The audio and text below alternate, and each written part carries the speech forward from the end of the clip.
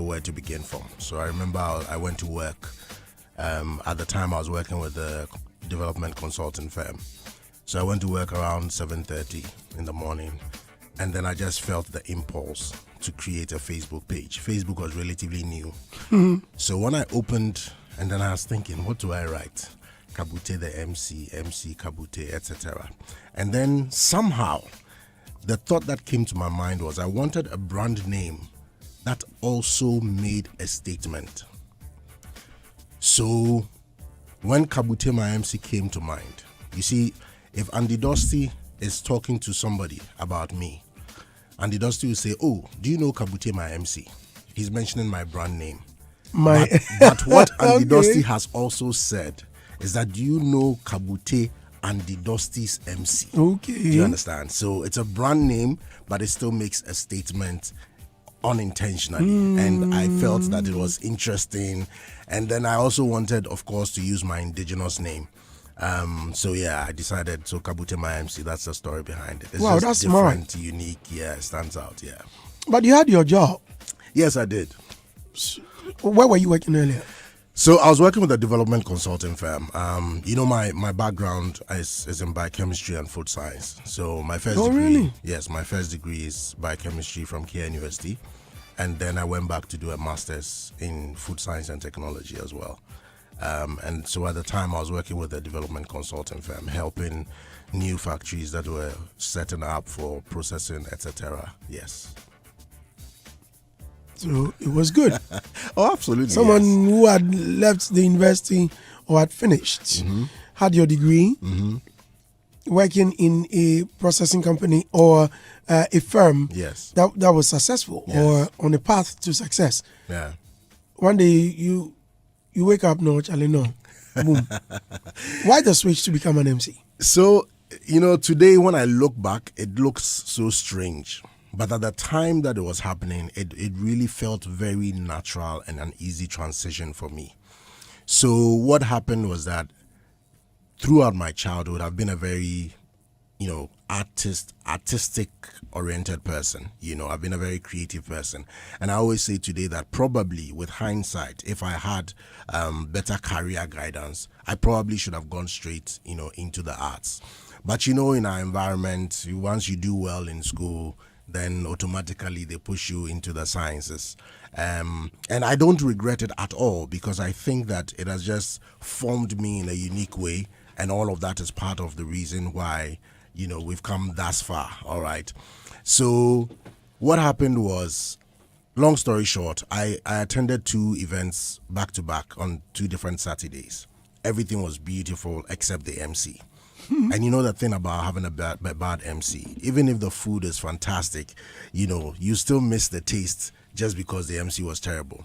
And so that's what happened in this particular case. And I remember sitting down, watching the faces of the couple and just feeling them cringe.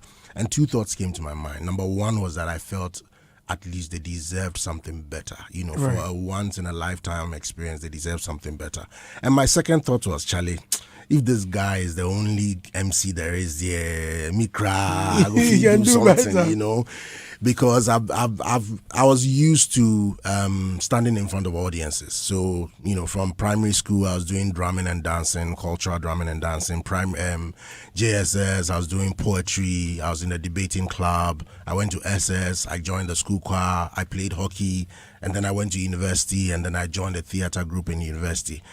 So I kind of just felt that, not necessarily that I was going to do it professionally, but I just felt that this was something I could do that would make it better for people to have a once-in-a-lifetime experience in a great way. And so that just came to mind. I created a Facebook page. Now, what made the difference was that I mentioned I created a Facebook page around 7:30-ish in the morning. I went to work, went out for lunch, came back about 1 o'clock thereabout on that same day. And just out of curiosity, I went back to check the page, and I had received my very first enquiry. And that first enquiry ended up being my very first event, 30th April 2011. And when I went for that event, I remember there were probably about 300-400 people there. I remember Fred and Myra, greetings to them wherever they are. at Mare's father's house. He was a military colonel. Beautiful house in East Legon. And I think this was the very first job. Very, very first ever as a professional event MC. And I remember that. Which year was this? This was 2011, 30th April 2011. Wow. Yes. It's intriguing. How yes. you? I remember it exactly. Yeah. Yes, I do. Because I remember the mixture of anxiety and excitement that I had when I was going for that event. How prepared were you? So the inquiry had come in at the end of January. All right. So between January and April, 30th April. So I remember when the inquiry came on, first of all, I doubted. I remember even asking her, like, why are you even reaching out to me? Because remember, okay, I didn't say so, but there was nothing on the page. It was just the name. There was no picture, no video, no description. There was nothing. It was just Kabutey, my MC, the page. No fear of scam. Nothing. Okay. So when she called me, I remember asking her. Oh, you left your number? And she said, yes, my number was on there. So, and she said, she had been to so many events where, you know, at the time, the only options you had were either your cousin, your uncle, somebody who's supposed to be funny, that kind of thing. And she said she's been to so many events that such people have come and they ended up, you know, messing up the event. And so she promised herself she will not take anybody she knows. She just wanted somebody. You take anything for granted. Exactly. And so just the fact, and I remember what she said that stuck with me. She said, the fact that you have the confidence to even create a page tells me that at least it could be something better than, you know, somebody who doesn't do this seriously. So between that January to April, I remember going on YouTube, you know, like trying to research and see if I could come up with something that I could learn from. To be honest, I didn't really find anything that I could connect to. So I then now had to literally just go into myself. So I said, a wedding? Yes, this was a wedding. My first event was a wedding. And so I said, okay, what are the different types of events that an MC could be called to host? So a birthday, a naming ceremony, a wedding, a corporate party, a lunch, etc. So I remember I came up with about 9 different events. And then I said, okay, so assuming you have called for a birthday celebration, what kind of flow would you have? So I came up with a program outline for myself for all the 9 different events. Then I took each one. So this one was a wedding, so that's the one I started with. So I'm like, okay, first item, let's say opening prayer. Now, opening prayer is really just so mundane, so regular, so basic.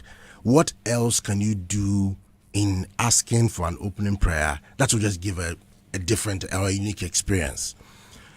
So I just felt like, okay, look, let's tell stories about it. So let's say one MC will come and say, oh, okay, it's time for the opening prayer. Can we call Reverend so and so to come in?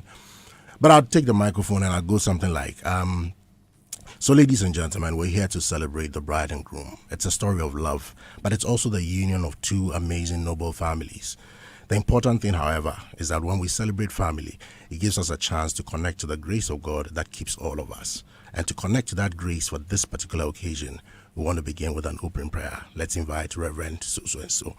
You can tell that it's almost, it will get everybody's attention. It almost feels, it adds more meaning, it adds more connection, you know. It tickles the reason why people came there for the event. So you realize that that is just one thing. Then we go to the next thing, the next thing, the next thing. So by the time it's time to, let's say, dance, everybody has had such a good feeling along the journey that the dancing becomes spontaneous. And usually that's like the climax for a lot of people to say that, oh, this was a great event. You understand me? So I remember at that very first event, people just kind of felt that something was different. And so they would go to the bride and groom and ask, who's this guy? Is he your cousin, your whatever? Like, oh no, we found him on Facebook. And then they'll come to me. And I didn't even have a business card. You know, at the time, we didn't have table napkins at events like we do now. At that time, we had tissue paper. You know, that's what they used for the plates and the decor, part of the table decor. So I remember I took table napkins and wrote my phone number on it, and I gave it out. And to my shock, at that first event, I was booked for 6 other events. Wow. Yes, at that very first event, I was booked for 6 other events.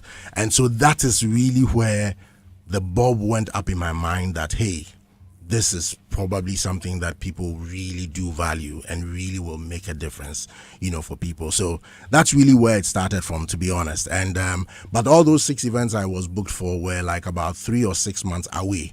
So I was like, I had enjoyed this, high, this euphoria of that event. I can't wait so what do I do? So I remember putting together a small proposal, I think 2 pages or so. And then I went to the biggest event houses at the time. So I remember I went to Jandel Limited, I went to Unique Floral, I went to Planet Ghana.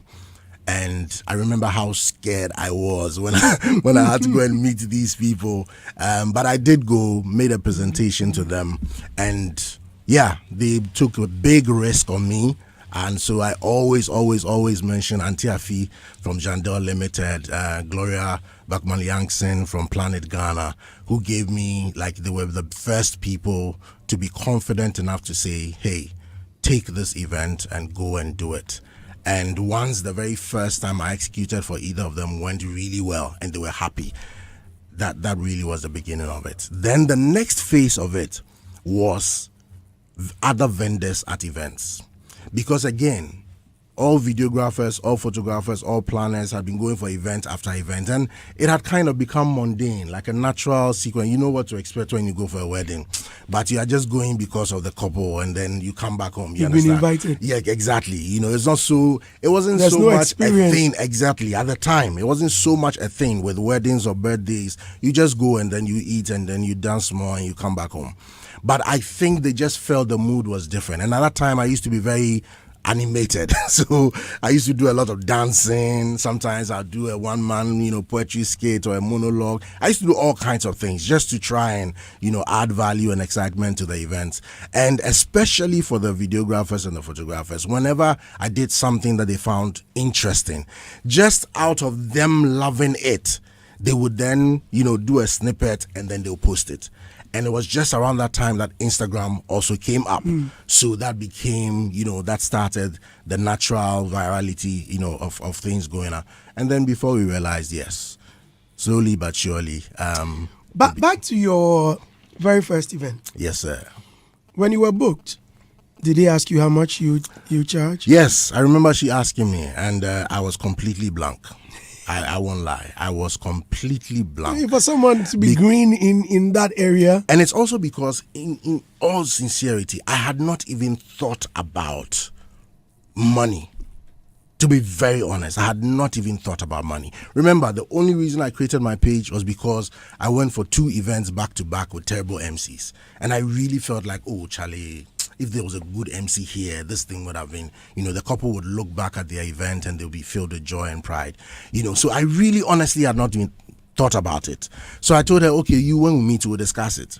So I remember exactly how much I charged. My very first event, I charged 150 Ghana cedis. Did you charge them or? Well, I let me say that's what we agreed on. Let me put it that way. I didn't really go with. I didn't even have 2011. I didn't even have the confidence to claim it that this is my fee. Like this is what I'm asking for. It was almost like, my goodness, I can't believe you actually want me to come and host your event. So it's okay. Let's do this. What? Do you understand? And let's be honest. 2011 150 was not like as it is today. Do you understand? Yeah, it probably was maybe around the value of maybe 800 Ghana cedis as at now. Oh, sure. For real. For real. Think about it. 2011, maybe exchange rate was about 2 cedis. Because this was, is it Kufuor or thereabout, right? Kufuor was 2008, right? Yeah, 2008. Yeah, so Kufuor was in power in 2011. So think about it. We had just done the redenomination as well. Okay, so it was at Mills. It was Mills, yeah. Okay. Mills. Okay, that's right. So Mills had then come into power. So, think about it. But yes, it was 150 Ghana cedis. That was my very first amount I was paid. I remember, yeah. But I remember when I was leaving. Did you have a car at the time? Did I have a car? I had a car from the office. As in, I was using an official vehicle, yes. So you took the official car there? Yes. I took my official car there, yeah. How were you dressed? I was in a suit and tie. I actually have a picture. I have a picture of that during the first dance. I've forgotten who the photographer was, and I feel so bad every time. But I have a particular picture what I think is still my all-time favorite picture.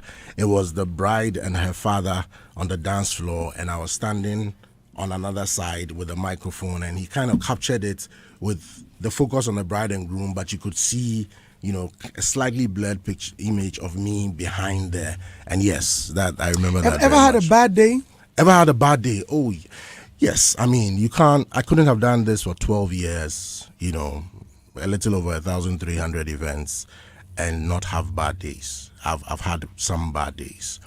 How was the experience? So there are different circumstances that create a bad day.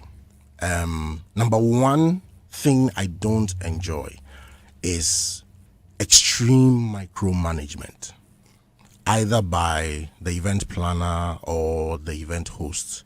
They're just people who just out of anxiety are a bit overzealous, and maybe because they haven't worked with you before at the time, and they just want to make sure everything goes well. So they're literally, 1 hour to time, they'll tell you, oh, Charlie, so it's about 1 hour. When we get there, we'll do this. Then 30 minutes to time, they'll tell you the same thing. Then 5 minutes to time. Then just when you're about to go on. But for me, to be honest, with experience, I've realized that the last few moments leading up to an event is very important for me. Like it's times when I really need to go into myself. Sometimes I get my best ideas in such moments. So I really need the peace, within my mind to put everything together. And remember, at that point, I'm also now seeing the audience for the first time. So I'm also like putting into context what I'm seeing and how to connect it with what I've planned and all of those kind of things. So when you have extreme micromanagement, it can kind of, push you out of your default flow. So I think that was number one. Number two, a day that I will not forget. Back in the day, Charlie, at a point, I realized that, Charlie, this thing could be a financial blessing, to be very honest. I think after my third or fourth event, I just knew that this thing was going to blow up. But at that time, out of inexperience and hunger, you see, so I used to do multiple events in a day. And I remember this particular day, the last time that I did 2 events in one day. I'm just trying to imagine. I kid you not, Andy. Andy. I see where it's going. So there were it was a Saturday, two weddings. The first one was supposed to start at 10, end at 12. And then reception starts around 1. So we'll go to about 3, 4, okay? Then the second one, the wedding was supposed to start at 1. End at 3, and then reception will start maybe 4, 5-ish. You understand? So my mind was okay, and the first one was at Abelimpe, and the second one was at Trade Fair. All right. So I was like, oh, Charlie, it's tight, but we'll manage. Andy, that day, I'm telling you, the first one that was supposed to start at 10 o'clock, it didn't drag, bro. The bride walked into the church at 1 o'clock, 3 hours late. 3 hours late. It's not like she's now walking into the church. Hey, when would they finish? I'm Come telling to take you, pictures? bro. I'm telling you. Look. So from that point, I knew I was in trouble. Meanwhile, you are taking the money, bro, and had agreements. So here I am, and I just wish I could enter the pastor and fast track the thing. So long and short, around 3 is not when we are now ending the first wedding. We are now going to move from the church to the reception grounds even before we even start. By this time, my second planner has started calling me because the wedding was starting. So they sent a message, oh, the wedding is starting. So, okay. So around 5, which is when I was hoping the first one would have ended. And you can also drive drive from Abelimpe traffic to everything. No come inside here. I kid you not, Charlie. That day, I'm sure I lost like 5 minutes of my lifespan just from tension and stress. Some way, somehow. Fortunately, the second one got delayed a little bit. So I kind of got there just in time. But it just put me in a very bad mental state, and then what happens is that both events suffer Number one, you will rush the first event, and then the second event, you would still be in that anxiety. Probably you would have upset the event planner. The couple are not sure, are you coming or not? So you kind of distort the mood for everybody. And that was the day I decided to multiply my price and stick to one event a day. It's just as simple as that. So yeah. When you come up with, well, that's quite a story. When you come up with the exchange rates then. okay, you got it. Yeah, 2012, right? So Yes. that's 2011. 2011. Yes. Okay, 2011, 2012, whatever. One of them. So it says Six. Ghana cities. And today $1 is almost 12. All right. So I don't even want to go there. so you understand me. So put it in context for 150 Ghana cedis. So yeah. But yeah, those were. But to be very, very honest with you, I think I've had a really blessed journey. I think I've really had like the number of times I'll say things went wrong, and there are times when things may go wrong for me, but the audience may not have figured it out, may not have even realized that something even went wrong. You understand? And so from that point of view, I'm really grateful. I think I've had some really great support from event planners, event coordinators, and have had some really amazing friends, clients who have come my way, and especially when it now started evolving also from just weddings, which is where I started, to mature birthdays. I'm talking about like 60, 70, 80-year-old birthdays, 50s, and then went into corporate events. And now, to be honest, my favorite events to host are corporate parties, corporate celebrations, so that comes in. And then when you get to the point where you have, the blessing of having people like Kwabna or Chiame Kwame or Kojo call you to come and host their shows. I mean, I've hosted Kojo 24th night three years in a row, and I mean, I just find it like I just consider. You've done Sarkodie as well. Yes, I did Sarkodie's wedding. I was the MC for Sarkodie's wedding. That's another story. Because I saw you. He invited me. I got there. That's right. That's a story on its own. In my whole year, 12 years, there are only 2 occasions when I had to cancel an event because of another event. As in, I had to cancel an initial booking because of a second booking. And one of those occasions was Sarkodie's wedding. But why would you do that? So, it's an easy question to ask. First of all, but a difficult one to answer. Yes, but first of all, put it in context. I've done over 1,300 events, and I've only cancelled twice for another event. Now, in this particular circumstance, I had been booked maybe somewhere around November, and then I've been vibing with her, with the bride. We're looking forward to the day, and then somewhere around, I think, March, I got a call asking me about a particular date in July. And then I'm like, oh, I'm sorry, I'm booked. They're like, okay, all right, cool. Then maybe a week later, I get another call from a different person on the same date in July. And that happened, about 6 different people called me. So I kind of figured at a point that no, something like, what is it? And I remember all of them, I asked, oh, maybe what event? I think after about the 4th one, I started asking, oh, whose event or what's happening? And they were like, oh, we'll get back to you. We'll get back to you. We'll get back to you. So eventually one blessed day, I'm there, and then I get a call. And then I pick up the call and say, yo, Kabutey Charlie, what's up? This is Sarkodie. No, he didn't say this is Sarkodie. He said something that only me and him would know, which is, I had met him at an event, and I showed him my card. And my name is Kabutey. And Sarkodie has about 4 or 5 songs with Kabutey. So I went to him showed him my card. He looked at it, and then he looked at my face, and I said, brah, now then you didn't bonyum, sir. Why do you play songs with my name like that? So we had, a good nice conversation around that. So when he called on the phone that day, he said, so Simita do dimbo. He said, me wedding a bar, Charlie, bro, you for do. And you see, let's be honest. Number one, Sarkodie can have anybody to host his event. Do you understand? I'm sure there are people who would do it for him for free, both locally and internationally. Let's not kid about that. So for me, I mean, it was just, even today, as much as I feel bad that I had to take that decision, I'll take it again, over and over and again. Wow. But here's what I did. I told him, boss, about 6 of your people have called me. Now I know why, but give me a while.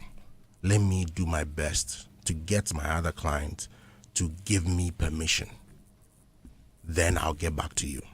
So I went back to my initial client and I explained to us, like, listen, this is a chance of a lifetime. It will never come back again. So I know it's so unfair. I know I know refunding your money will not be enough. I know recommending somebody else will not be enough. But this one, consider that if I was your brother, if I was your boyfriend, if I was what would you advise? And so it took about a month, to be honest. Eventually, quite reluctantly, but she was like, okay, I'm fine with it, you go. It was only then that I could call back and say, bro, Charlie, let's do this. But Andy, if you were in my shoes, would you have taken a different decision? Yeah. Well, even me on that day, his Saturday's invitation came a bit late. I remember who brought it? I think it was Angel. And he met me right at the front desk. I was entering the washroom. And he gave it to me and said, big bro, with the unyake to ask me if I'm real. I didn't even know what that was. So I just slid it in my pocket. So I entered the washroom, finished it, opened it. I'm like, I have something doing on that day. Even me, I had to cancel it. Wow. How much more someone who was going to... Exactly. I had to reschedule. Yeah, I had to reschedule what I had to and do. it was really one of my highlights as far as weddings. It was such it's not so much, of course it is Sarkodie, but that's not really the issue. It was about the fact that, one, it was quite intimate. And I think that there was the people who were there were people that were happy to be there and were there to add to the event. They were not just there to just watch or whatever. I'm sorry making this about SAC, but yeah, you know what I mean. And it was such a blessing. And by the way, just because this has come up, let me just state for the records. I couldn't charge him, but at the end of the day, he paid me more than what I would have charged him. Mm. And I think that's something to note as well. Why didn't you refuse the money? Why didn't I refuse the money? He didn't give me the option to refuse the money. You're gonna refuse it. From that whole experience, it's something to really cherish. Okay, so you mentioned 2. Yeah. One was SAC. Yes, one was SAC. And the other, Andy, you really want me to go into? I'm sure that's the question a lot of people are asking. Behind their radios, like, Masa, you see this journalist. Now I know go ask him the other one that. So the other was a similar circumstance, only that the person was a close friend to my mom. Okay. And yes, and so my mom came into the conversation, interceded, blah, blah, blah. And in that particular case as well, it was even more daunting because it was a corporate event, And so what we managed to do, and again, I don't take my clients for granted. And again, I like to emphasize, remember, this is 2 out of over 1,300. So just put that in context. It will just tell you what I mean. And so I really did engage with the other client. And so we found a way to do a tag team. We had somebody else start the gig. I went to do the other one that I had to do. And then I came back. And when I came back, we planned it in such a way that it became, like a surprise kind of feature kind of thing. It was really interesting. But since you're punching me on that side, let me tell you about the instances when I insisted I had to do my original event. You see, I'm blessed to be in a position where today, because the service is so tied to you as an individual and people want you, so people book a long time in advance. Like as I sit here right now, I'm not saying it to boast, I'm just making the picture clear. I have bookings for 2024 already. Do you understand? And that happens simply because, let's say, a friend of yours wanted me to host an event for them, and they called me 6 months in advance, and I was already booked. And you are a friend to that person, and you know that you also want me for your event. When do you think you will call me? Do you understand me? So yes, I am blessed to be in that position. But that also means that, you see, if somebody's booking you a year in advance, Andy, likelihood you would be a bit easy on the negotiation. All right? Because they're giving you money now against the future. And you know, Charlie, everybody needs money every day. Do you understand? So that's one factor. Now, they make the booking, and then a month to the time, somebody shows up, and they're willing to pay 3-4 times the price. But you have already committed to it. A year, 6 months in advance. What do? I've had countless number of such. I was about asking the same. Countless. But So in that case, what happens? The one that like really sticks out, that you're a terrible businessman. Do you know why? Because his daughter last one was about to get married. And she kept telling him, Daddy, book Kabutey, book. And he's like, oh, don't worry, Kabutey is my friend. It's sorted, it's done. Meanwhile, he has not even spoken to me. So, and then he traveled, and long story short, by the time he realized, it was 1 month to the event. So he called me and said, bro, Charlie, if you don't show up, my daughter will kill me. You have to come. I'm like, sir, I'm sorry. I just cannot. Now, because I had done events for his 2 elder children, he already had all of my details. So listen, after about 2 weeks of haggling, I was there one day, got an alert, opened it, and I had been paid 3 times. 3 times my asking price. I called him. I begged him. I'm like, Charlie, senior, I can't. No, because I don't want the money, but I beg you, I cannot. There's no way I can do it. The best I can do, Andy, don't go there. The best I can do. No, you know what I mean. Don't go there. Don't go there. Do you know what I'm asking? Oh, you let me. I know. I can see it. No. The rest, we know they care. Long story short. About your apology and your begging and long story short, I sent back his money to him. How much? Oh, it was significant. How much? It was significant. Like it was significant. It was significant. Yes. It was significant. Yes. Yes. Oh, it was significant. It can be somebody. This Ghana. What's the significance? It was significant. To be honest, it was significant. Until this day, every time he sees me, he says, "You're a good man, but you're a terrible businessman." So you didn't do it? No, I didn't. I sent back the money to him. And it's happened several times. But because in our business, honestly, the integrity value, the referral value is so important. And you can't afford to have your name associated with saying that, oh, this guy, whenever he gets big money, he will leave you hanging and go for something else. No. So yeah, of course. Big man. So yeah, it's happened several times. But thank God for what we have. And to be honest, listen, weigh the two. Let's be honest. Imagine somebody who is willing, who wants you so badly that they are willing to make a year or more advance commitment to you to be available for their event. Let's be honest. We can't put a monetary value on that. You cannot put a monetary value on that. I don't like that. And then from that time, the beauty of it is you now start a whole relationship with them. You vibe with them throughout the whole period. You know, you get to meet the parents. Sometimes the people will invite you home. Look, sometimes, to be honest, I pinch myself sometimes when I realize where I am sitting or in whose home or whose office I am sitting just because I'm an MC.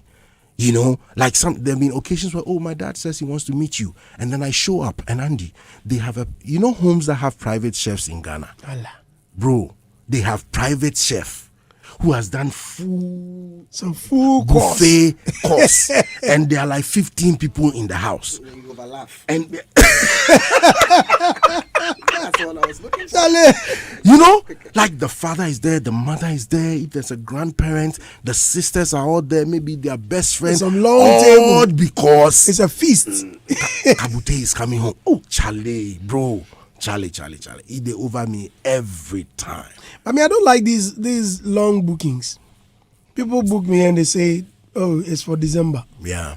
But yo, because terrible experiences. You book me, we go wait, then Chale, I'm booked. Yeah. Unfortunately, at the very last minute, the event is cancelled. Yeah. Same happened just last December. So Why? over the course, I've had to adjust my ways of engagement to because of some of these circumstances. And then let's be honest, sometimes it's not intentional. But yes, for example, at the beginning, I never used to ask for deposits. But then at a certain period, I just had to, because it made sense. If 5-10 people want a particular date and you're deciding to commit to one person, what's the difference between that one person you're committed to and the others if there's really no commitment from either side? Do you understand me? So I moved to, okay, you have to give me a 50% commitment. Then I know that we're in business. Then I never used to also have, holdbacks in terms of cancellations. But now I have to, because imagine you booked me 6 months, 1 year in advance. Yeah, you did. And then a month to the event, whatever. It may not be your fault. For example, think about coronavirus. When Corona happened, and again, this was one of my lowest points in Corona. People don't believe this when I say, but to be very, very honest with you, and a lot of vendors don't agree with me, but I did that because of my specific brand and the kind of relationships that I had with people and how I felt at the time. During the period of Corona, I had to do at least 35 refunds. Wow. Yes. I had to do at least 35 refunds. All right. And I know, and I don't blame anybody who didn't do a refund. Everybody has a unique circumstance. But in my specific case, and Andy, it cost me. Because if everybody pays you deposit, I mean, come on. It won't be sitting there waiting for the date. You understand what I mean? Deposit how much? 50%. I asked for 50%. Like yes, how much? 50% of my bill. That's what I asked for. Okay, I'm booking you. Hold on. 50%. What can trust Ajano? Child intro. No, wait. Kabutey. Yes. Rep your jersey is 10th June. Yes. We're booking you. I'm booking you for Hitz FM rep your jersey. In this house, excuse me, we don't have any MC. No problem. So we need you. No problem. We are doing the negotiation on air. On this show, No problem. this is the only show that when you come here and you don't have money, Miracles happen. miracles happen. All right, I got it. I've seen the evidence of it. Yeah, I have. So the question is? We will pay. Okay. Yeah. We will pay. So the question is? 10 June, are you booked? I'll have to check my schedule. I Don't know. check. You are not booked. Honestly, I don't know. Honestly, I don't. If you are booked because of you, we will reschedule. You usually do. Charlie and Andy, that's another thing. Look, I remember the very first time somebody had to change the date for their event because I wasn't available. That day I cried. Seriously, that day I cried. Because, especially for social events, I know what it takes to fix a date. Between the couple themselves, the parents, the church, the venue, and everything else. And the bride is like, no, don't worry. I'll work it out.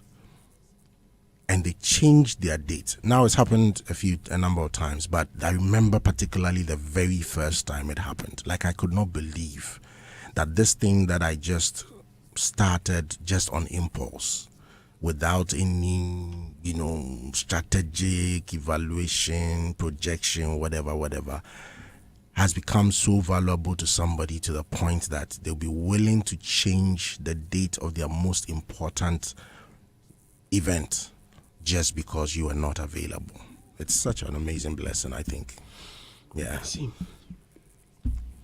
All right. You see, he has forgotten the... No, I've not forgotten. I'm getting back to it. But Kabutey, do you know why I'm here? Andy, Yeah. yesterday Bulldog gave an advice. No, please, let me No. finish. It's to answer your question. It's to answer your question. Bulldog gave an advice yesterday that we should consider ourselves as performing artists and have what? Managers. Do you have one? And you have Please. immediately listened. Please have. Well, thankfully, yes, I have immediately listened. But so you've never had one. You've never had one. So honestly, I've never had a manager. Okay, back to it. Now back to my question. So on 10 June, we are booking you. I'll check my schedule. I'll let you know. How much are you charging? My manager will give you a call. Now you have a manager. Yeah, my manager will give you a call. Immediately. But the advice was yesterday. And yeah, when you hear good advice, immediately you implement it. So who's your manager? My manager will call Let you. me call him myself. My manager will hey, call you. Master, if you don't get manager, me, I go manage. Then negotiate with yourself.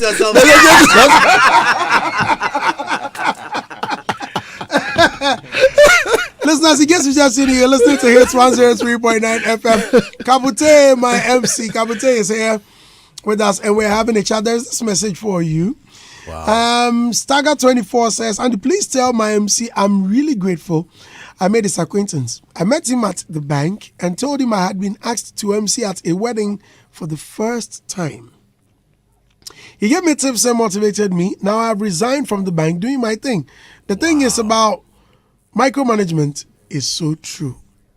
95 volunteers, Andy, please ask Kabutey, my MC, what was his biggest surprise in his career and who gave him that surprise? The money.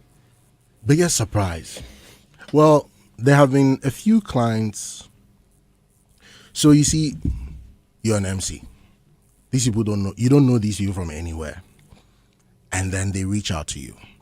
Now, first of all, when they reach out to you, you can just tell in the engagement that, like, the way you feel about your stars, you know, like that's how they feel about you. You know, and it's quite an overwhelming feeling. Then beyond that, the experience that they take you through in being part of their event, and then you go, you execute the event, it goes amazing, and the whole family or the whole entity, you know, there are certain CEOs who, if they heard that I was at their reception, they would come down from their office to the reception just to come and say hello. And so imagine having had all this amazing experience, and you have already been paid your default fee. And then after the whole event, maybe like a week or two after, they invite you to come around for a lunch or whatever. You finish and you are going home. Perfume. Okay. Listeners, we'll be right back. When we come back, when we come back,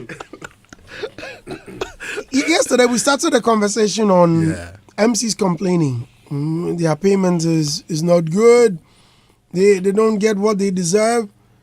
Although Kabutey MC has been going on and on and on and on. Is he paid what he's worth? Although he charges, but is it enough? Compared to other MCs in the diaspora, yesterday I spoke with Mekwikwe after the morning event, and he made certain statements that, he was on the same platform with someone who had been paid or was paid about 30 times the cash they gave him, although his money was appreciable. Why was it so? Must it always be about value? He was saying that, he thinks that, the value. Too much English. Value. Yeah, we place value on ourselves. Is that enough? That, this is a suit-wearing MC, and this guy comes and he speaks proper English, and he's witty, he makes the party pop, and what? Yeah, then what? Could that be it? Or let's go and call KKD, who's got a bigger brand, and say, that's a legend. Go and call Andy Dusty, he will come and play you some good music. Yeah. Then what? Ridash can do a good job. What at all will make you go and pick Kabutey, my MC, whilst a small boy called DJ Slim can also do it? So is it just about the value? Again, are we paid what we deserve? Let's engage the vendors. When we come back, and our pundits will also speak their minds. We'll be right back. Franco Trading Enterprise still phone Papa Fie, Samsung nie, Nokia nie, iPhone nie, say our printers, mobile phone, accessories. Franco Trading Enterprise afa ono ani TV, this satellite, any ultra panels, abomuma Facebook. Say uko Franco Trading Enterprise page. Nasa likes number 100,000. Eyo mwa, eni omunidra. Sasu na www.francotrading.com. Android app. Eye Franco. We all be sitting as my body, nobody will buy. And my happiness comes first. I never come to stress.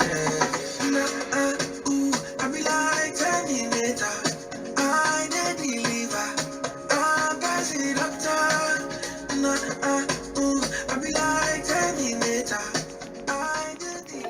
guys, my name is Frida and I'll be at the Hitz FM Rep Your Jersey happily live at the Aviation Social Center on 10th June 2023. Come wearing your favorite club jersey. I'll be there. So I'm expecting every one of you to come. Come, let's have fun making new friends. Love you all. Bye.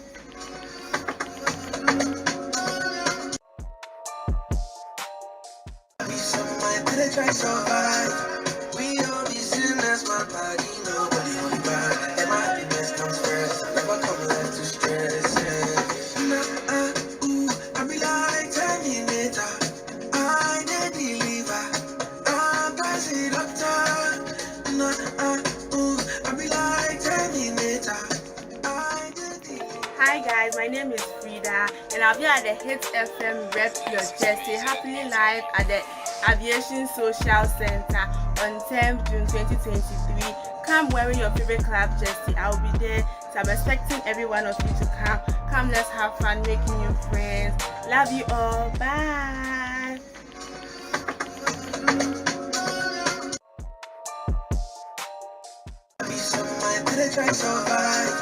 We all be sitting as my body, nobody only bad. And my happiness comes first. Never come left to stress. I be like Terminator. I the deliver. I'm passing doctor.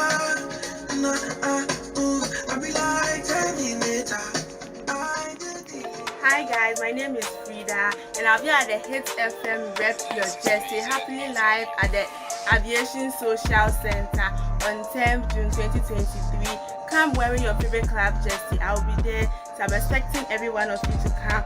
Come, let's have fun making new friends. Love you all. Bye.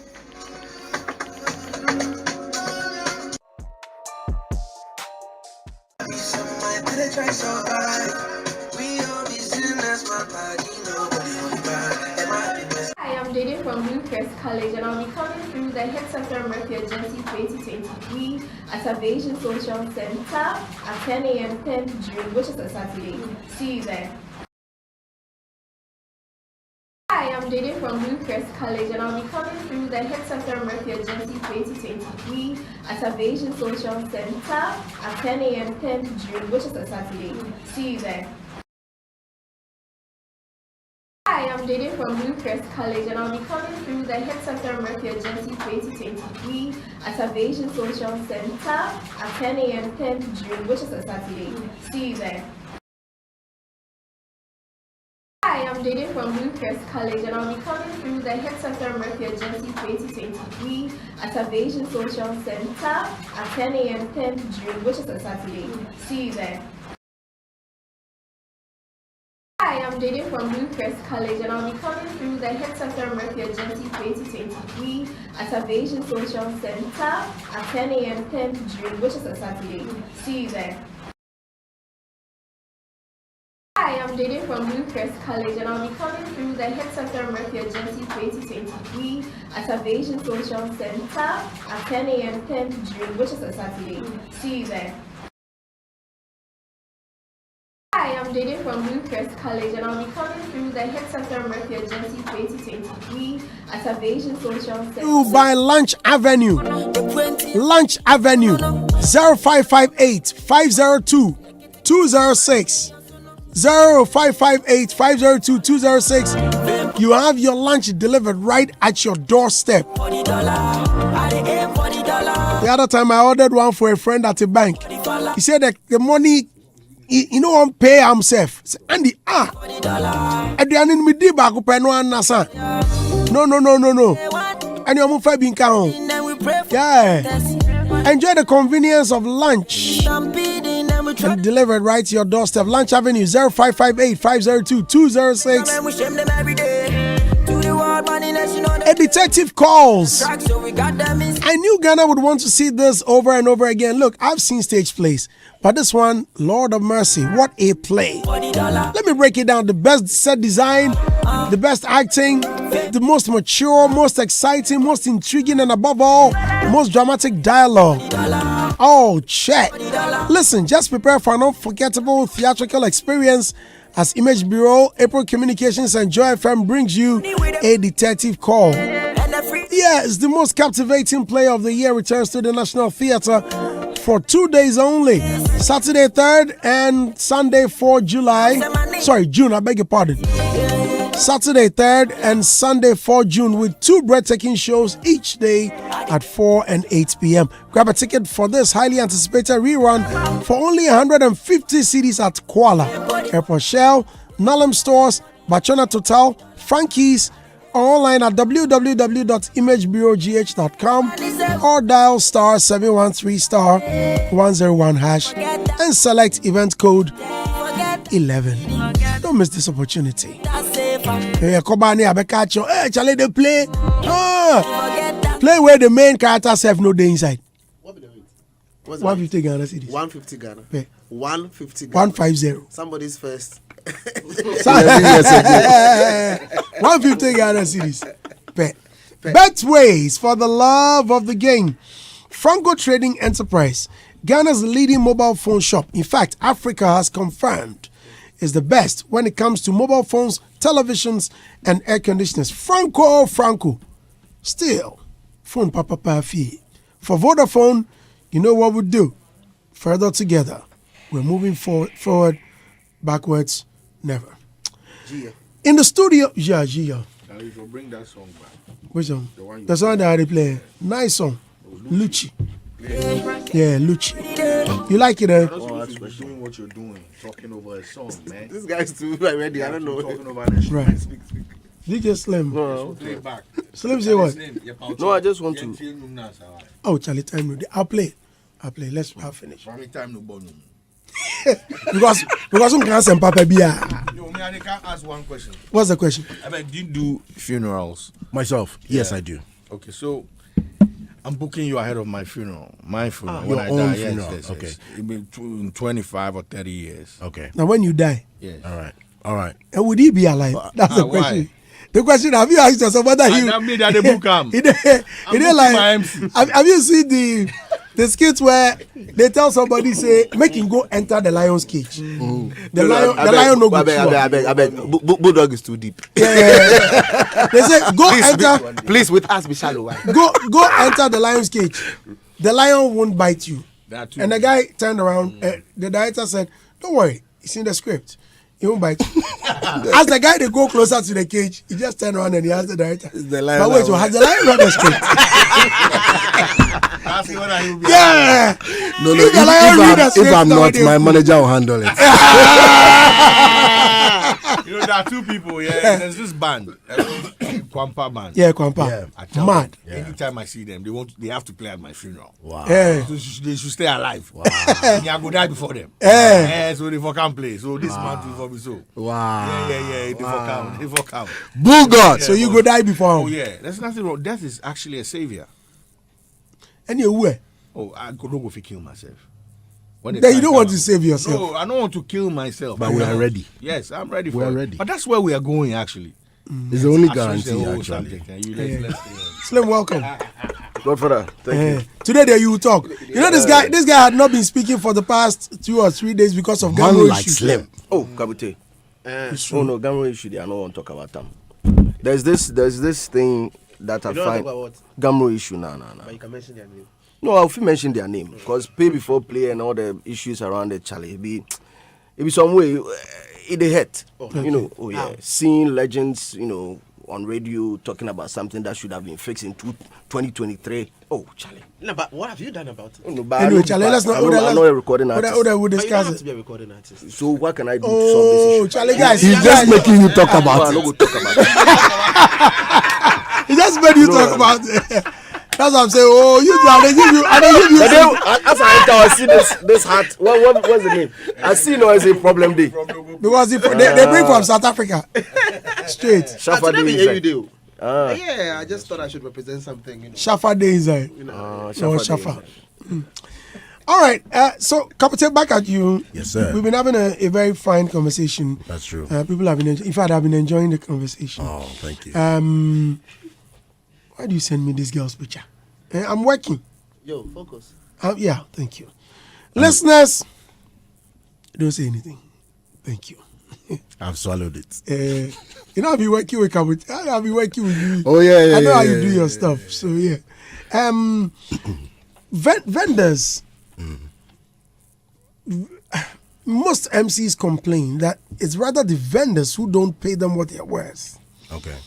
Yesterday, I spoke with Jerry Ajololo. Yeah. You mentioned value. When I spoke with you, you mentioned value. Yeah. Mike Quay spoke with me later on. I mentioned value. Even on air, That's right. when mine came up, I mentioned value because there's a certain value placed on the brand that takes you to all of these places. Yeah. Because without it, essentially, yes. That's right. That's it. Now, yes, so I don't even want to revisit what you said yesterday. That's why I've mentioned it for the benefit of those who didn't hear. Sure. Now, do vendors undermine or pay you less what you deserve? Okay. So let's understand that everybody has a job to do. Obviously. Everybody. So when you say vendors, let me even narrow it and let's say planners or coordinators or event houses. Okay. So yesterday I explained that there are 3 different events. There are personal individual events, there are corporate events, and then there are public events. Now, remember that a planner, a coordinator, or an event house, if a client has come to them to, engage other vendors on their behalf, part of their job is to get their clients the best possible price. So I don't take any offense at all if a vendor, a planner, or a coordinator comes to me and they are trying to get me to beat down my price. I don't have a problem with it. That's why I said everybody has the right, every planner or event house has the right to offer what they want to offer to you. But you as a brand, you as a service provider, you as the one going to deliver it, also has a right to ask or to demand what you believe is fair to you. So I say that, look, sometimes there's a scenario where you are known before the engagement begins. And so the client or the event house has a very clear idea of your value, whatever that value is. There are circumstances also that they have no idea. Maybe somebody just recommended you and they just called you. And so they are engaging with you with a perception of somebody else or a certain level that they are used to engaging with. In that case, it is my job to re-establish my value for you. So I consider it more or less as, I am educating you about what I bring to the table. All right. So in as much as I believe that educating the general ecosystem about the value of MCs, which would then translate into better remuneration for MCs, I honestly think that for us as MCs as well, the more consistently we show the difference we make to events, that will probably educate the ecosystem even better and much faster. But at the end of the day, I always also have the option to say, I'm sorry, can I recommend somebody else for you? It's really that simple as far as I'm concerned. Do you understand? But I told you yesterday, for example, that people would usually ask, okay, what's your price? You give them a price and they're like, oh, what's your best price? Or what's your last? I never answer that question. The moment you ask me what's your last, what's your best price, I'll be like, my best price is my asking price, but what is your offer? The important thing is what is your offer. Now, when I ask you what is your offer, I am evaluating how much you value me. So if, let's say, I quote 20,000 to you, and I'm not saying that's my fee, but assuming I quote 20,000 to you, and I ask you what's your offer, and you say, oh, this one there is something small, can I give you 2,000? Immediately, you tell me that the conversation we are having, it's not it won't be beneficial to either of us. So there's no disrespect about it, but I'm really sorry. Can I recommend somebody else to you? Or I don't think it might be a good fit. You understand? Okay. Let's speak with boss of Image Bureau, Judge Quay. Yes, sir. Who is also an event organizer or producer. He's an MC as well. And an MC, That's yeah. true. Mr. Quay, good morning. Chairman, good morning. How are you doing? Fine, thank you. What about no Professor Mao? Shout out to my brother Kabutey, senior bro Bulldog, Robert, and everyone else in the studio, and to all your listeners. Right. Very good morning. All right, George, we are discussing MCs and their bookings and, all the co-mininis. You host events sometimes. Yes, I do. When vendors or planners of events or organizers come to you and you give them your charge and they give you a substandard or a smaller amount they propose, do you accept? If yes, on which grounds? Now, let us understand that MCing, like any other business venture, has relationships. There are people that when they come to me, it's not even about money. In fact, I can't. Andy is the same.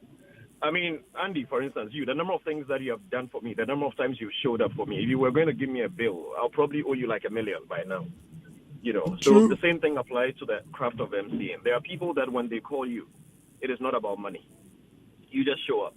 There are people too, when they call you, based on a certain kind of leverage that they may have or a certain kind of business venture that you're anticipating or that you're looking forward to, you may compromise and then accept whatever it is they are offering.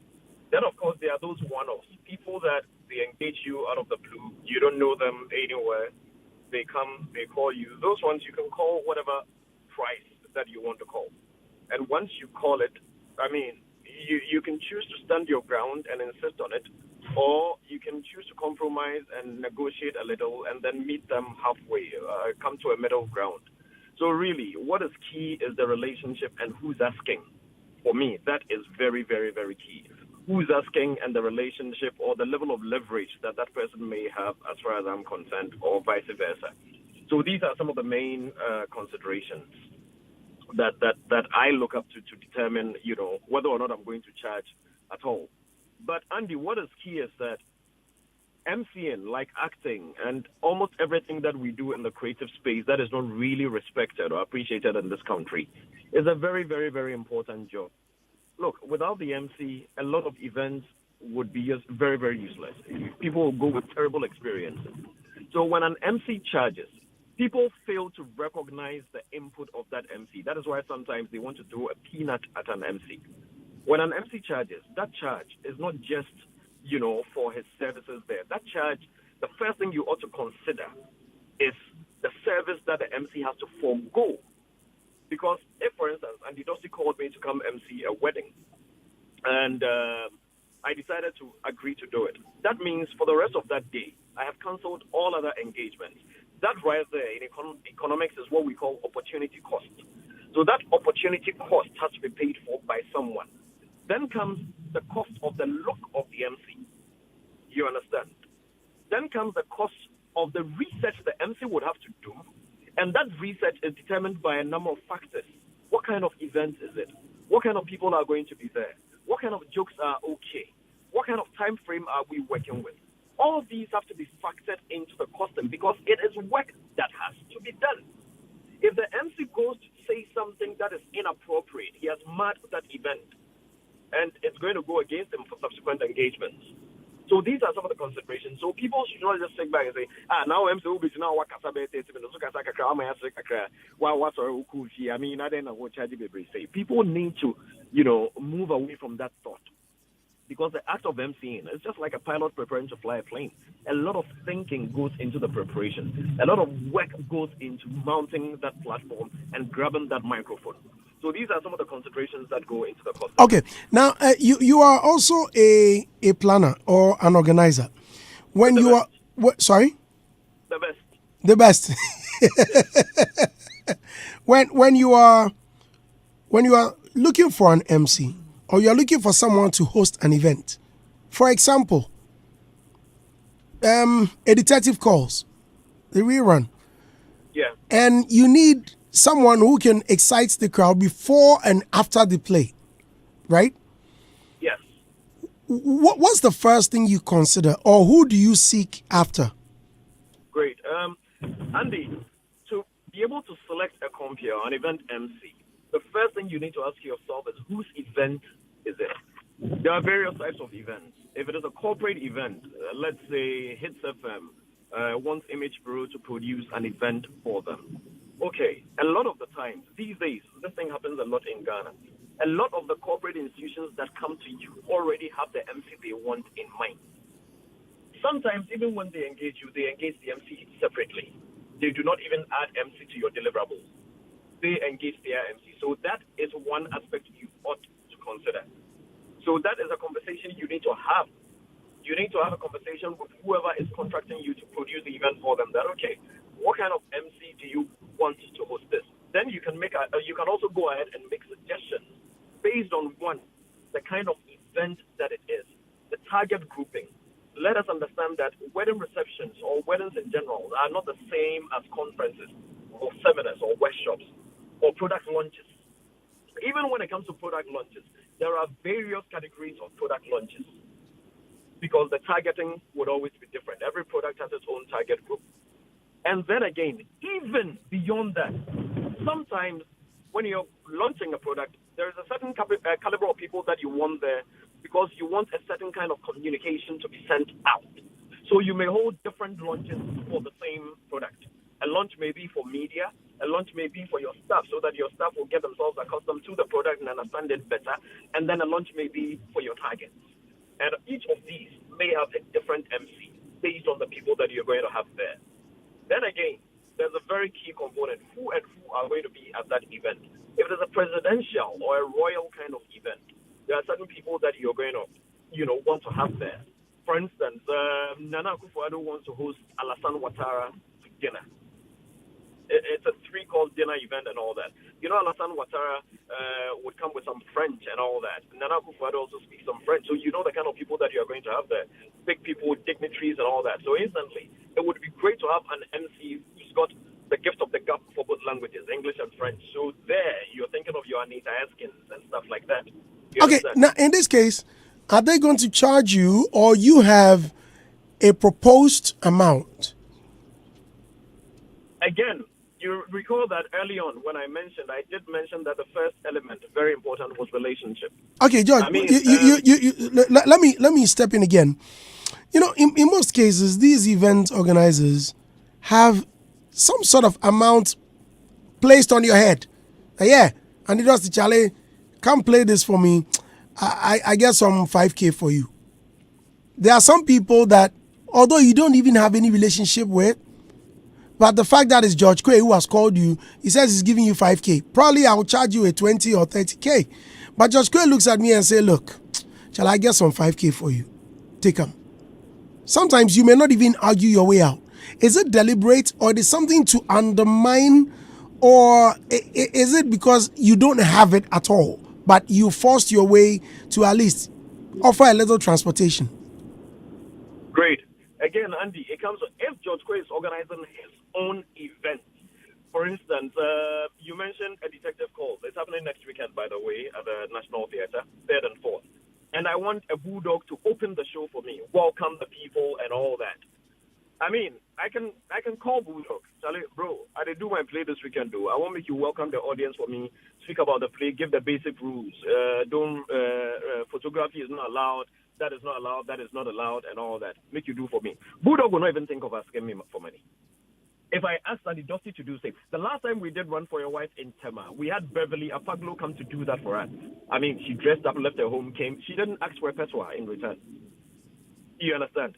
So again, it comes down to relationships and who's asking. However, it would be very unfair for George Quay to go to MTN, collect 100,000 CDs for a music concert, and then in the budget that he presented to MTN, he put there 20,000 CDs for MC, and then he comes to give Andy Dusty 5,000 CDs. That would be very unfair. However, that is business too. You understand? So Andy Dusty can now say, oh, George, wait a minute. I said, wait, the event. I mean, this is MTN. That is Andy Dusty negotiating. Because business is all about markups and markdowns. You understand me? So much as it may sound unfair, it is business. So it may not be wrong somebody may call it dishonest, but then again, let us understand that it is business. So it is an onus on Andy Dossi to also leverage on this relationship to negotiate. You understand? And say, oh, Charlie, we did. We didn't say, wow, shranka, may I free, but Charlie's uncle free.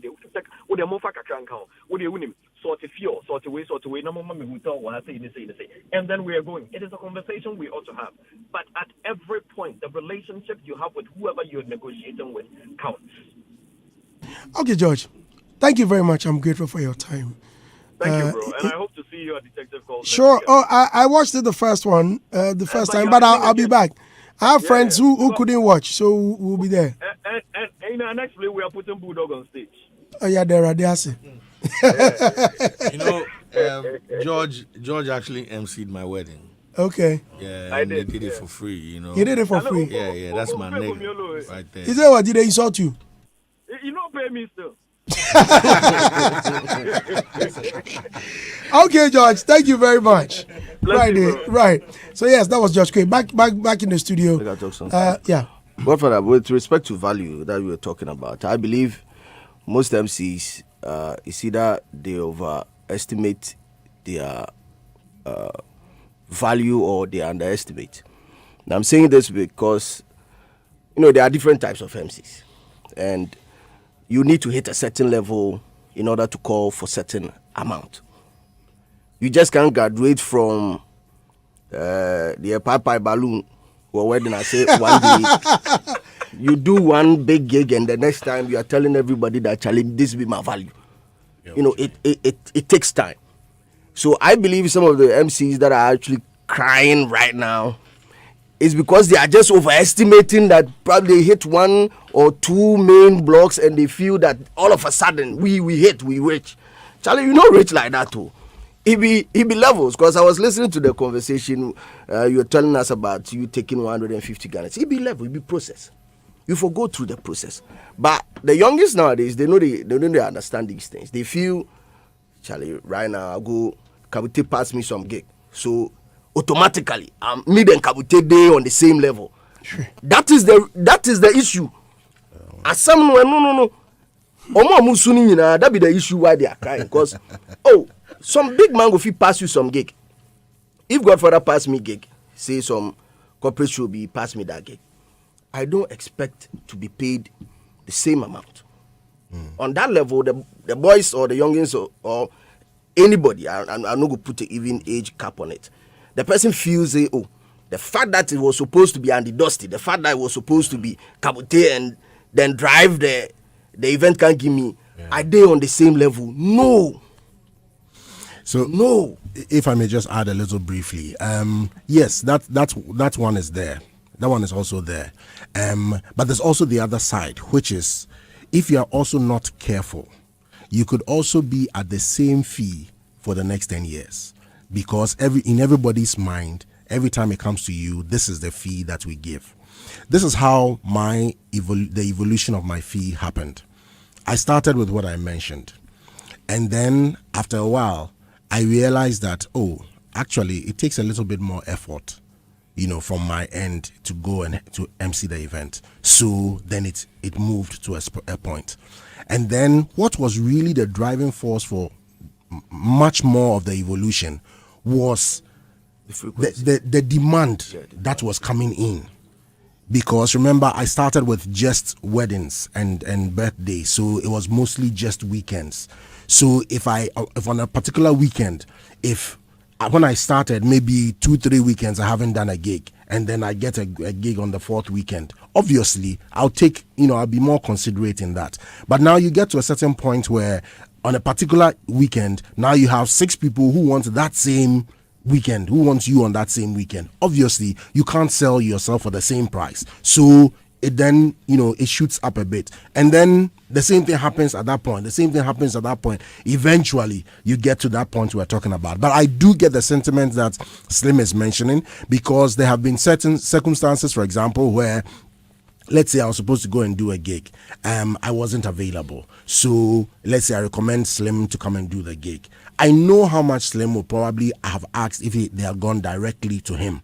But because it is coming through me, I probably would get to Slim at a better rate All right. Now, the next gig that is now coming to Slim, should Slim now quote his original price, or should he quote the price that I brought to him because it came through me?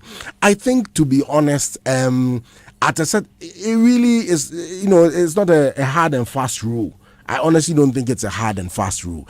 If the person went on the gig that I recommended to them and they truly were able to deliver, they may not have been me, but they were able to truly also make a difference and add value to the event. Right. I don't think they would jump already from 5 to 15. Oh, the But boys, at nowadays least they maybe. But I do get the point you're All right. making as well, yeah. Rob, please come. And this whole conversation is a bit some way. I don't know whether we are discussing what people are supposed to pay or how people are supposed to price themselves. In marketing, pricing is a key feature. It's a key activity you need to be able to do if you're selling anything. In this particular case, you're selling services. So, and there are different schemes for pricing.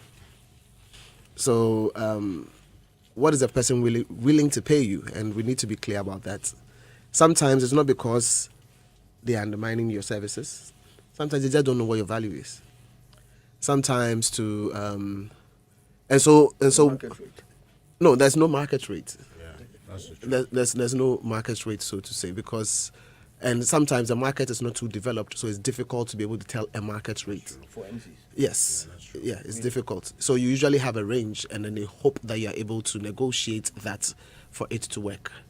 So it's like driving a car, right? The ultimate focus is that you want to be able to get to a destination. Are you going to go with a Mercedes-Benz, or you're going to go with a Fiat, or you're going to go with Chololi? All of them will carry you to your end. By the end of the day, there are different brand levels, and so the brand influences or the kind of value that you are actually supposed to get in your transportation or in your movement.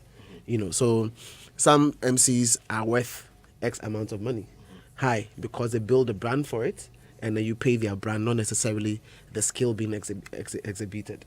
Because when you say Andy is on the show, there's a certain amount of value that it adds to the ratings of the program. But when they say, oh, we have an MC who is very good, that is an MC who is very good. That's like a commodity, more or less, marketing terms. So people pay for brand, people pay for commodity, and we just need to be clear that when you're a commodity, you haven't gotten to the point where you've clearly established yourself as a brand well known for your value. People will not pay you the kind of premium you're asking for or demanding. So it is important for you to listen to Bulldog's advice and project yourself and brand yourself in such a way that at the end of the day, that premium can happen. There are certain scenarios where if you're working for a client, so let's say you're an event organizer, you're working with a client, the clients may not even know the person who is supposed to be the MC.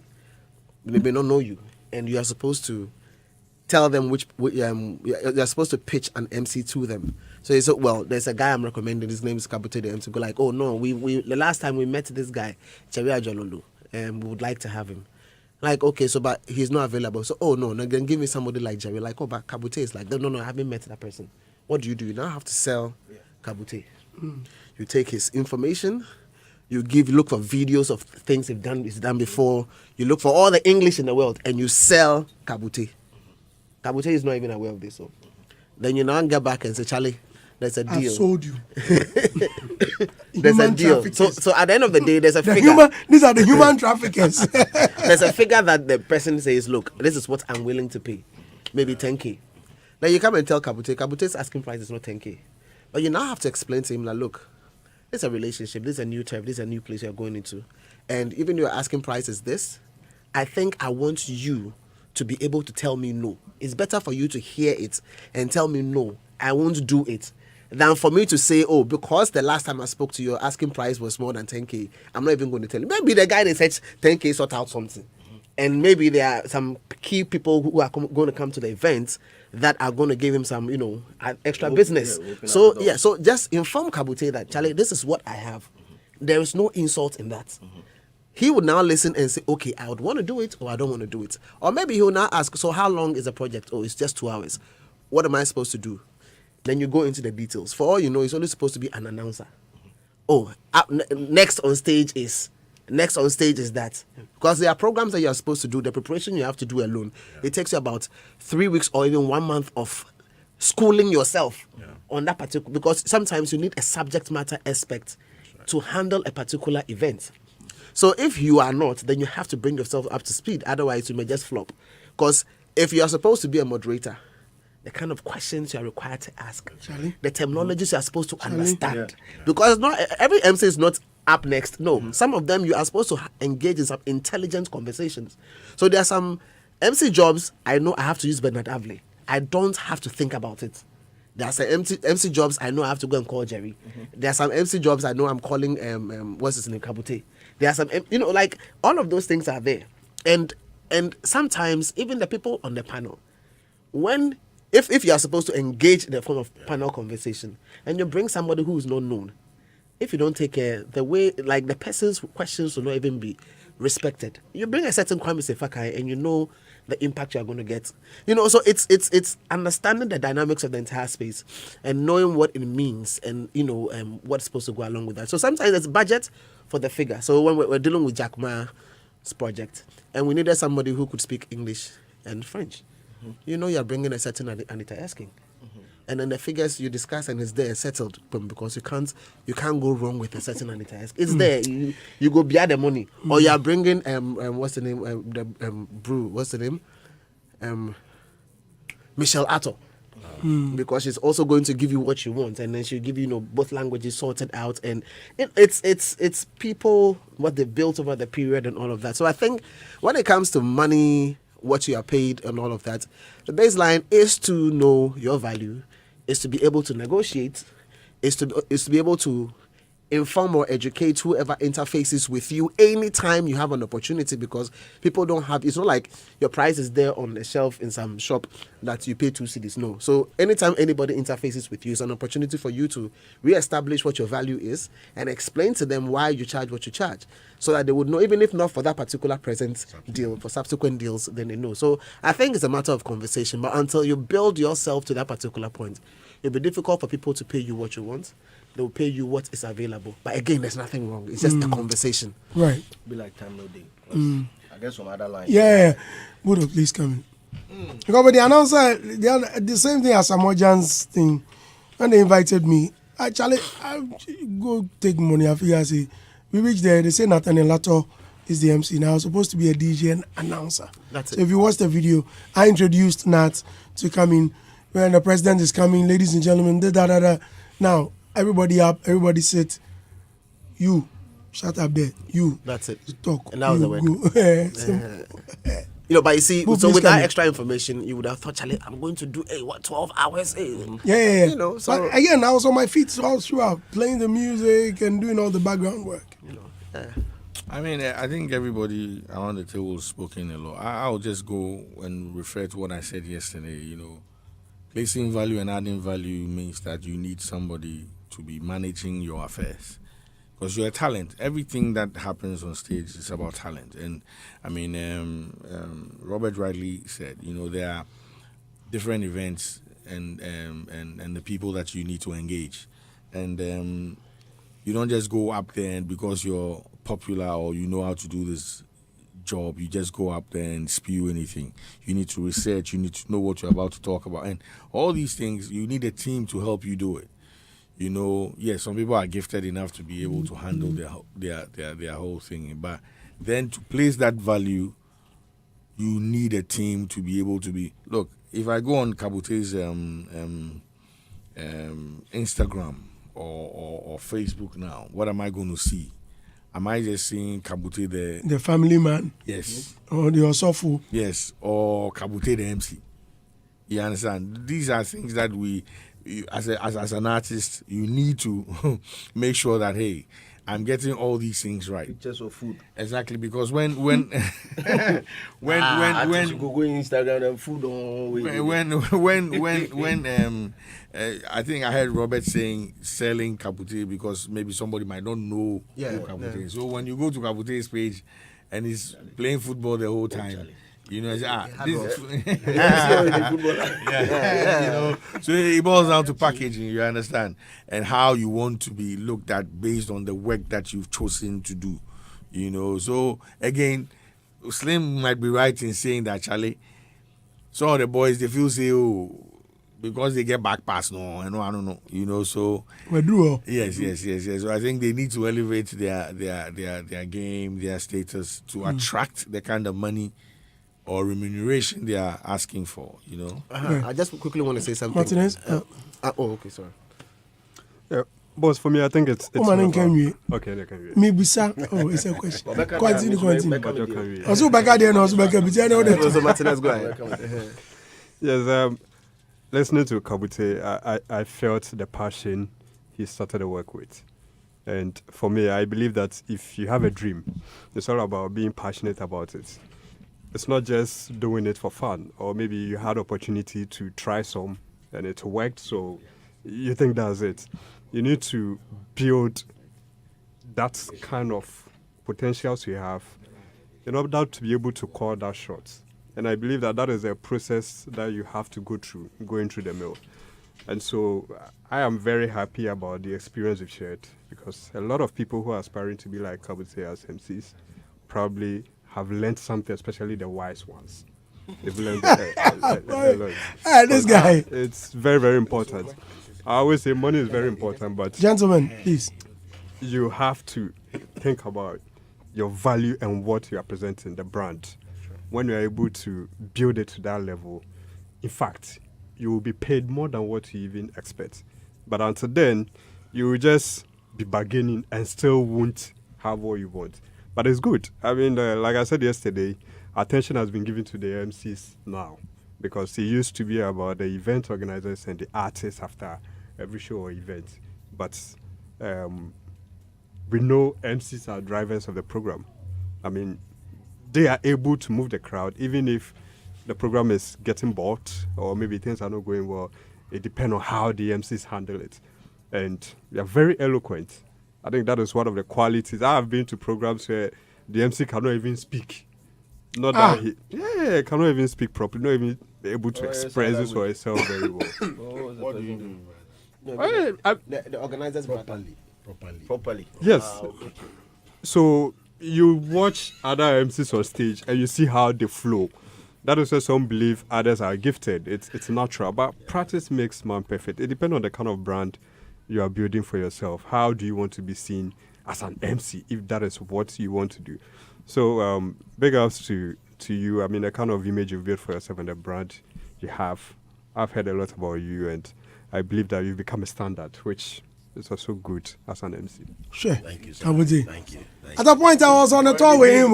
Big man. Oh, at the point me and this guy we there on the tour. We finna go Tadi. Where's the we go Tadi? Then we go Tamale. Then we go Sunyani and the Dusty. Yo. And look, everywhere you place him, he will kill him. Oh yeah, he's multi-talented. Like a party starter. Charlie, thank you. Yeah, you But wanted to ask something. No, I just wanted to say that, that sometimes there are conversations about people saying that the amount of money we are being paid in Ghana is way lower than our counterparts out there. But we need to understand that the economies are not the same. You understand? J5 said what it pays to pay him. J5. Yeah, J5. £25,000 for him to be able to do his beats or production for you. Is that the kind of figure we are charging here? Do you understand? Because these are different markets. I know somebody who pays who requires $66,000 to be able to do production for you, and there are two different markets. So clearly, you'd realize that. Yeah, However, it doesn't mean that when opportunity for outsiders, there are local folks who are supposed to be engaged by outsiders, and they are using their kind of rate. Yeah. And then the opportunities out there for somebody to milk the money. Yeah, allow them to shine kakra. Yeah. I think one of the saddest things is to hear that the local person has now gone to say, or somebody else has gone to say that, in Ghana we don't charge like this, we don't charge like that. Charlie, if it's a raining day, allow it to rain for the person to chop the money. So those are some of the things that I think are the nuances of the game. Just a small, also because every time we put emphasis on the negative side or the not so let me just prop up as well. There are also people who have really created and leveraged opportunities that have made impact, very big ones on some MCs. So, for example, one of the events that I got the chance to do outside of the country in Dubai, it was, an event person here who literally pitched me to them at their rate, at their market rate. And it's the kind of market rate that when they put in front of you, you yourself, you are shocked, you understand? And but of course, when after Oyema show, no, when you get there, you do the thing like tomorrow, no, you die. You know what I'm saying? So yes, I think that there have been people in the marketplace who have also created some amazing opportunities, for some of us as well. Yeah. So big shout outs to Kabutey. Yeah, he's been doing this for a long time, and he wrote a book. About I have his book, and his book has really helped me. Yeah, I think that having the fact that we're having these conversations this particular week, it would be nice to be able to bring mention his name for his contribution to the space as well. Kabutey, Charlie, you too. Listeners, this is where we end the show. Thank you, Martinez. Thank you, Kabutey, my MC. Thank you, Bulldog. Thank you, Robert. Thank you, DJ Slim. And thank you all for listening. My name is Andy. Rosalind Felly says she's calling on actors and actresses. If you want to be an actor, join the auditions. The hills are alive. Sound of music live on stage. Can you act, sing, and dance? Do you want to be famous? On Saturday at Airport View Hotel, be there from 10 a.m. to 5 p.m. Join Rosalind Felly and her friends. Okay, thank you very much. Special thanks to EcoBank. Thanks, I've said it well. Betway for the love of the game. Top Rebel Clinic. Awake mineral drinking water. MTN everywhere you go. Ghana AIDS Commission. Awake purified drinking water. Cowbell Our Mill. Access Bank. Vodafone. Betway. Franco Trading Enterprise. And Lunch Avenue. Ready? Invent the word there, like we know what we pronounce. Yes, EQBink.